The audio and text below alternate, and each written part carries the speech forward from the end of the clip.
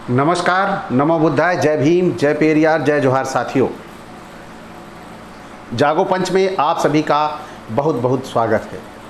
जागो पंच हमारे समाज के बीच में व्याप्त रूढ़ियों, कुरीतियों और झूठी परंपराओं और अंधविश्वास और पाखंड के नाम पर जो लोगों को बेवकूफ़ बनाया जा रहा है, लोगों को ठगा जा रहा है, उसी के विषय में जागो पंच लगातार एक जन जागरूकता अभियान छेड़े हुए है। ऐसा कि वह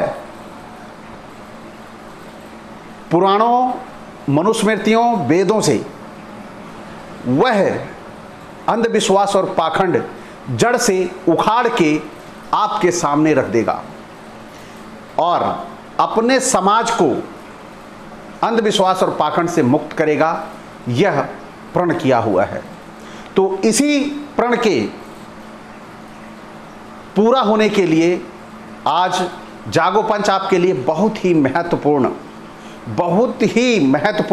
और बहुत ही ज्ञानवर्धक वीडियो आपके लिए लेकर आया है, जिसमें आप ये देखेंगे हनुमान और उसके चालीसा का पंचनामा। आज का जो शीर्षक दिया गया है वह शीर्षक दिया गया है हनुमान और उसके चालीसा का पंचनामा। तो हनुमान और उसके चालीसा के पंचनामा में आप क्या देखेंगे? आप देखेंगे कि किस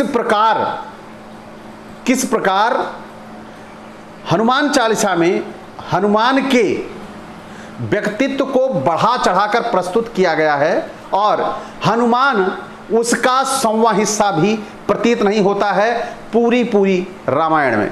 तो साथियों, वह कौन सा हिस्सा है कि हनुमान उस पर खरा नहीं उतरता है? तो आइए चलते हैं उस मुद्दे की ओर जिस विषय में मैं आपका ध्यान आकृष्ट करना चाहता हूं। तो साथियों, हनुमान चालीसा से की लाइन को लेते हैं और उन लाइनों को पढ़कर उनके विषय में आपको विश्लेषण करके बताते हैं कि कैसे हनुमान बल बुद्धि दोनों से हीन था। यह स्पष्ट हो जाएगा आपके सामने, क्योंकि हनुमान को जिस तरह बढ़ाया चढ़ाया गया है वह हनुमान उसका 10वां हिस्सा भी नहीं है। तो आइए चलते हैं। हनुमान जी के बारे में कहा गया है हनुमान चालीसा में, बुद्धिहीन तन जान के सुमिरो पवन कुमार, बल बुद्धि विद्या देहु मोहे हरहु कलेश विकार। अब इसमें कहा गया है बुद्धिहीन तन जान के, मतलब मुझे बुद्धिहीन तन समझ के, मैं बुद्धिहीन हूं, और हे पवन कुमार मुझे बुद्धि, बल और बुद्धि दीजिए। तो इसमें हनुमान की बुद्धि के बारे में, हनुमान की बुद्धि का जो परीक्षण है, आइए यहां पर हनुमान की बुद्धि का परीक्षण करते हैं। हनुमान, एक समय की बात है जब हनुमान युद्ध के दौरान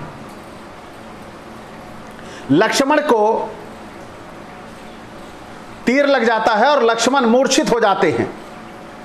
तो वहां पर यह प्रसंग आता है, उनकी बुद्धिमत्ता का परीक्षण होता है। और ये ब्राह्मणी लोग भी जिस प्रकार हनुमान को बुद्धिमान दर्शाते हैं, यहां पर इनकी बुद्धिमत्ता का परिचय आपके सामने हो जाएगा। आइए चलते हैं कैसे। तो उनकी बुद्धिमत्ता के बारे में और बल के बारे में यहां पर थोड़ी चीजें हैं, जो एक दो दोहे और हैं वो भी पढ़ दूं तो उन सब का भी अलग अलग से मुझे बताना नहीं पड़ेगा। रामदूत अतुलित बलिधामा, अंजनी पुत्र पवन पुसुत नामा, विद्यावान गुणी अति चातुर, राम काज करिबे के आतुर। यानी विद्यावान गुणी अति चातुर, विद्या में भी परिपूर्ण थे, गुणों से भी परिपूर्ण थे, और चतुरता तो खूब भरी पड़ी थी। तो यही चतुरता और बुद्धिमानता, आइए ये चंद लाइनें आप ध्यान से सुनिए और आपको पता लगेगा कि किस प्रकार हनुमान बुद्धिमान थे या बुद्धिहीन, यह स्पष्ट हो जाता है। हनुमान को ब्राह्मणी लोग भी, जैसा मैंने बताया, कि बहुत ही बुद्धिमान मानने का काम करते हैं, बुद्धि का भंडार मानते हैं। जब श्रीलंका में युद्ध चल रहा था, तो लक्ष्मण जब मूर्छित होते हैं तो उस मूर्छित होने के बाद सुषेण, विभीषण के कहने पर सुषेण वैद्य को बुलाया जाता है और सुषेण वैद्य बताते हैं कि हिमालय की पर्वत पर, हिमालय की चोटी पर संजीवनी बूटी नामक एक दवा मिलेगी, उसे ले आए तो इनकी मूर्छा दूर की जा सकती है।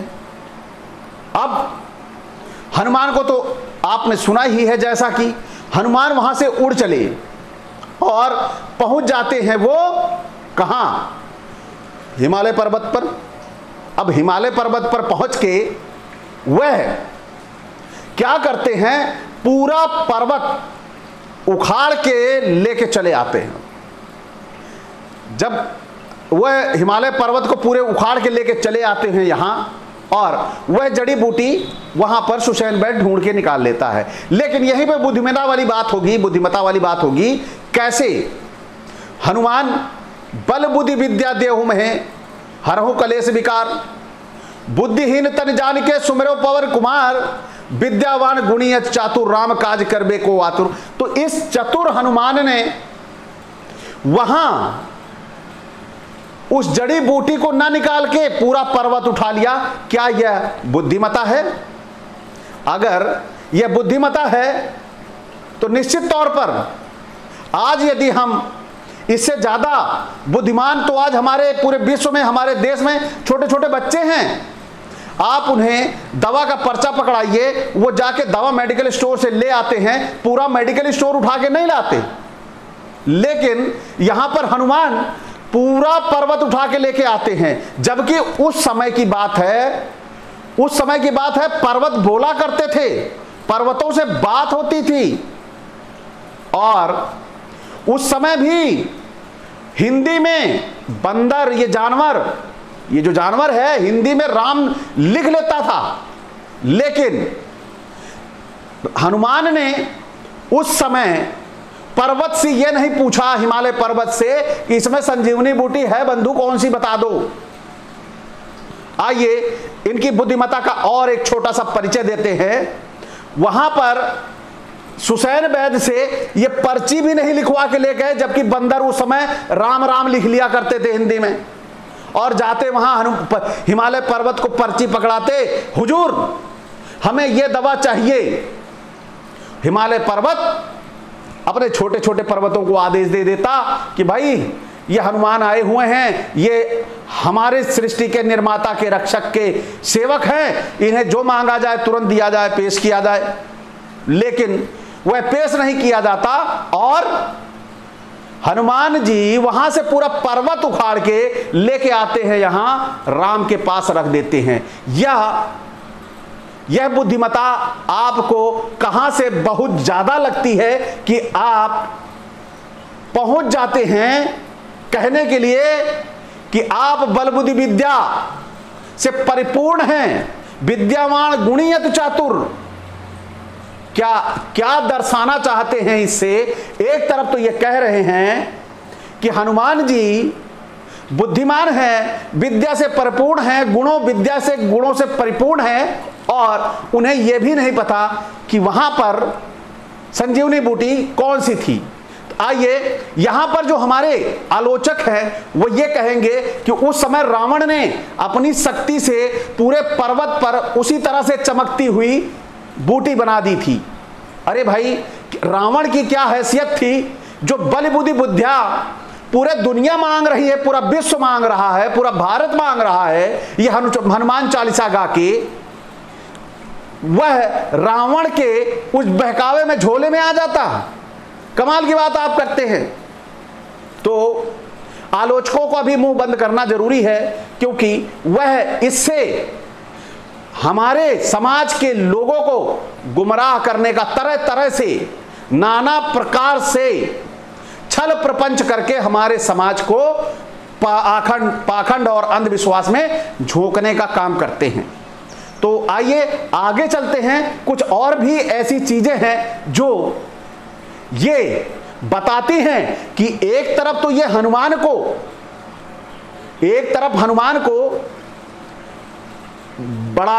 बहुत बड़ाई करके और उनकी प्रशंसा करके उन्हें फूल के डब्बा होने के लिए मजबूर करते हैं, वहीं दूसरी तरफ उनकी इज्जत भी उतार लेते हैं। कैसे? रामदूत अतुलित बल धामा, अंजन पुत्र पवन सुत नामा। फिर क्या कहते हैं? शंकर सुवन केसरी नंदन, तेज प्रताप महाजगबंदन। यानी यहां पर कह रहे हैं अंजनी के पुत्र हो, अंजनी तुम्हारी मां है, लेकिन तुम पवन के बेटे हो, और शंकर सुवन के बेटे हो। यानी इनके बापों की गिनती भी बढ़ा देते हैं, मां एक बताते हैं। तो यहां पर जितना उनको बढ़ा के फूल का डब्बा करते हैं, उतना उन्हें पिचकाने का भी काम करते हैं। तो आइए आगे बढ़ते हैं। ये क्या, अब आते हैं उसी बात पर जहां पे कहा गया था लाय सजीवन लखन जियाए, श्री रघुवर हरे सुराए। तो संजीवनी बूटी लाके पूरा पहाड़ धर देते हैं और राम खुशी के मारे पागल हो जाते हैं। आइए, सबसे महत्वपूर्ण जो इस हनुमान चालीसा का पंचनामा है, वह पंचनामा है जुग सहस्र जोजन भर बानु, लीलो ताहि मधुर फल जानू। यानी युग सहस्र जोजन भर जान भानु, यानी सूर्य जो है पृथ्वी से करोड़ों करोड़ों किलोमीटर दूर है, लेकिन वह उसको लांग गए और 109 गुना सूर्य को छोटा सा फल समझ के निकल गई। अब आइए थोड़ी सूर्य की परिक्रमा, सूर्य के परिचय के बारे में जान लें और हनुमान की क्षमता के बारे में जान लें। यहीं पे पता लग जाएगा कि हनुमान कितने बलशाली और मजबूत व्यक्ति थे। आइए देखते हैं थोड़ा सा। पृथ्वी से सूर्य की दूरी 14 करोड़ 96 लाख किलोमीटर दूरी है। यहां से आपका हवाई जहाज भी कितना समय लगेगा, अब आप थोड़ा आकलन कर लीजिएगा कि कितने किलोमीटर की स्पीड से चलती है और कब पहुंचेगा। और ये बंदा पहुंच गया सूर्य को निगलने, लांग गया इतना। और फिर आइए क्या कह रहे हैं, जुग सहस्र जोजर भर भानु, यानी 14 करोड़ 96 लाख किलोमीटर ये बंदा लांग गया। फिर आइए क्या कह रहे हैं, लीलो ताहि मधुर फल जानू, उसको मधुर फल समझ के निगल लिया। अब इनके मधुर फल के बारे में थोड़ा सा और जान ले। पृथ्वी से 109 गुना अधिक बड़ा है सूर्य, और इस बंदे ने 109 बड़ा गुने सूर्य को निगल लिया। और फिर आइए आगे देखिए, अब सूर्य की गर्मी के बारे में चर्चा कर ले, इस आग के गोले के बारे में थोड़ी सी चर्चा कर लेते हैं। अब इसका जो वैसे सूर्य का जो व्यास है वह 13,90,000 किलोमीटर का व्यास है। इसकी जो सतह का तापमान है वह 5700 डिग्री सेल्सियस है, और एक लावे का जो डिग्री सेल्सियस होता है वह 1200 से 13 डिग्री सेल्सियस होता है, और सूर्य का जो डिग्री सेल्सियस है वह 500% एक लावे से अधिक है। और इस अधिक लावे को, यानी सूर्य को 500 गुना, एक लावे से 500 गुना अधिक लावे को मधुर फल समझ के ये बंदा निकल गया। और इन्होंने बताया, और पूरे हमारे भारतीय समाज ने बड़े खुशी खुशी एक्सेप्ट करके झूम के जय हनुमान ज्ञान गुण सागर में लग गए।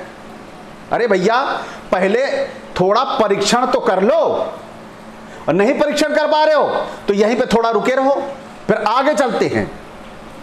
आप सूर्य की गर्मी, सूर्य की दूरी और सूर्य का तापमान और पृथ्वी से कितना गुना बड़ा है सूर्य, इसको दिमाग में थोड़ा यहीं से नोट करके बैठा रखिएगा। मैं थोड़ा आगे चलता हूं तब इसका जिक्र करूंगा, है ना, क्योंकि बहुत जरूरी है। अगर हम इसका आकलन नहीं करेंगे तो हम किसी काम के नहीं रहेंगे, बुद्धिमान नहीं कहलाएंगे, मानव होने का कोई फर्ज ही नहीं बनता हमारा कि हम मानव हैं। अगर हम तर्क की बात नहीं करते हैं तो पशुवत व्यवहार कर रहे हैं हम। आइए चर्चा करते हैं कहां की। अब चलते हैं, पहुंच जाते हैं हम रामेश्वरम, जहां से लंका की दूरी 40 किलोमीटर मात्र है। 40 किलोमीटर मात्र है। वहां पर पुल बनना था। जिस हनुमान ने 14 करोड़ 96 लाख किलोमीटर लांग के गया, वो निगल गया सूर्य को, उसके लिए 40 किलोमीटर क्या है। अब आइए 40 किलोमीटर और उसको बताता हूं। पृथ्वी से 109 गुना बड़ा सूर्य है, उसको निगल गया, और पृथ्वी पर ही एक छोटा सा अंश था एक कोने का, वो एक ऐसे उंगली रख देता, सूर्य को निगलने के लिए कितना गुना रूप बढ़ाना पड़ा होगा हनुमान को। उसी हनुमान को ऐसे हथेली रख लेता, जब 109 गुना का मतलब है उसे निगलने के लिए कम से कम उसका 1.5 गुना रूप तो अपनाया ही होगा। तो उसका जब 1.5 गुना रूप अपनाया था, तो वहां पुल बनाने की क्या जरूरत थी। ऐसे हाथ धर लेते, सारी सेना निकल जाती पार। अब यहीं पर हमें समझने की जरूरत है और हम समझ नहीं पाते हैं। आइए इस समझ को हम अपनी बढ़ाएं और तर्क की बात कर ईश्वरों को अपनाएं। जो ईश्वर हमारे काम का है वह ठीक है, जो हमें बुद्धि दे ही नहीं पाता, जिसके पास खुद की अपनी बुद्धि नहीं है, वह हमें बुद्धि क्या देगा। आइए अब आगे चलते हैं थोड़ा, क्योंकि यह तो हो गया उनके बल का, बुद्धि का और उनके विद्या का। ये सब जो आप भीख मांग रहे हो उनसे, ये उनके पास नहीं है, एक सिरे से खारिज होता है। आगे चलते हैं। अब कह रहे हैं नासै रोग हरै सब पीरा, जपत निरंतर हनुमत वीरा। जो नासै रोग हरै सब पीरा, जपत निरंतर हनुमत वीरा। संकट कटै मिटै सब पीरा, जो सुमरै हनुमत बलबीरा। यानी नासै रोग हरै सब पीरा, जपत निरंतर हनुमान। जो हनुमान को निरंतर जपता रहता है, उसके सारे रोग कट जाते हैं, सारे रोग हट जाते हैं। तो मेरे भाइयों, सारे अस्पताल बंद करो, सारे अस्पतालों में डॉक्टरों को हटा के एक किनारे हटाओ, किनारे मारो डॉक्टरों को। बेवजह ये काम कर रहे हैं। इनको बेवजह इतनी 1.5 करोड़ 2 करोड़ रुपए खर्चे करके MBBS की डिग्री लेते हैं, और इन्हें इतना भी वो नहीं है कि वह इतना खर्चा करने के बाद मरीज को ठीक नहीं कर पाते हैं। बड़ी मुसीबतों के बाद, ऑपरेशनों के बाद वो मरीज ठीक हो पाता है। तो अब यहां पर क्या कह रहे हैं, वह ठीक हो जाएगा तो अस्पताल बंद करो या अस्पताल खोलो, वहां हनुमान चालीसा सबके हाथ में दे दो और लोग जय हनुमान ज्ञान गुण सागर जपते रहें और सारे मरीज ठीक होकर आते रहें। आइए आगे चलते हैं। यही सारी बातें कर देंगे तो वीडियो बहुत लंबा बनेगा। संकट कटे मिटे सब पीरा, यानी संकट कट जाता है। संकट कट, जो उनको सुमिरन कर लेता है, उनको याद कर लेता है। अरे भाई, मेरा चचेरा भाई शाम को सुबह दोनों टाइम हनुमान चालीसा का पाठ करता था, और बड़ी ही अल्प आयु में ही वह हनुमान को प्यारा हो गया, यानी इस संसार को छोड़कर चला गया। तो मैं ये कहना चाहता हूं कि अगर वह कैंसर से ना मरता, यदि निश्चित रूप से यह नासै रोग हरै सब पीरा, जपत निरंतर हनुमान, अगर हनुमान को जपने से वह पीड़ा से, कष्ट से बच गया होता, तो मैं समझता कि वाकई ही यह सत्य है। आज हमारे समाज को हनुमान की जरूरत है, लेकिन आज हमारे समाज को शिक्षा की जरूरत है, जागरूकता की जरूरत है। आज हमारे समाज को हनुमान की जरूरत नहीं है, क्योंकि बड़े बड़े हॉस्पिटल खुलते जा रहे हैं, वह लोगों को ठग रहे हैं, लोगों को लूट रहे हैं, उनकी जेबें खाली कर रहे हैं, उनकी मेहनत की कमाई लूट ले रहे हैं। तो जब यह हनुमान उन लोगों को बचा नहीं पा रहे हैं, तो क्या फायदा है इस हनुमान चालीसा का या इस हनुमान का। आइए, जो 7 बार पाठ कर कोई, छूटई बंदी महासुख होई। जो 100 बार पाठ करता है, वह मतलब चाहे जेल में हो चाहे कहां हो, दुखों में हो, कहीं भी हो, छूट जाता है। तो आज जेल की जरूरत ना होती, सारे कैदी जेल में बैठ के जय हनुमान ज्ञान गुण सागर करते रहते और 10-15 दिन में 6 महीने में सब बाहर आते रहते, सारे सबके पाप कट जाते। इस तरह सभी लोग सभी तरह के बंधनों से मुक्त हो जाते। तो आप सभी इस झोल में ना फंसे। हनुमान की बुद्धिमता, हनुमान का बल, हनुमान की ताकत, हनुमान का ये लोगों का संकट हरना, यह कहीं सिद्ध नहीं होता, कहीं प्रमाणित नहीं होता, क्योंकि बड़े बड़े हॉस्पिटल आज हमारे बीच में मौजूद हैं, हमारे लोगों को लूट रहे हैं, जबकि हमारे हर चौराहे पर, हर गांव में मंदिर बना पड़ा है हनुमान जी का। लेकिन वो हनुमान जी कितनी रक्षा कर रहे हैं ये आप सभी को विधिवत मालूम है। लेकिन आप हैं कि हनुमान का परीक्षण नहीं करते, आंख बंद करके जपत निरंतर हनुमत वीरा में लगे रहते हैं। तो साथियों, आज हमारा ये वीडियो हनुमान और उनकी चालीसा का पंचनामा आप सभी को कैसा लगा? यदि आप सभी को अच्छा लगा तो लाइक करें, और बहुत अच्छा लगा तो दबा के शेयर करें, और लोगों को, हमारे समाज को ये पता चले कि हनुमान बल बुद्धि के प्रतीक नहीं, केवल एक बुद्धिहीनता के परिचायक हैं। तो साथियों, जो हमारे नए साथी जुड़े हैं, अगर उन्हें हमारा वीडियो अच्छा लगा तो सब्सक्राइब कर लें, और बहुत अच्छा लगा तो बेल आइकन की घंटी भी दबा लें, जिससे हमारे वीडियो का नोटिफिकेशन आप तक बड़ी तेजी से पहुंच जाए। इसी के साथ आप सभी से विदा चाहूंगा।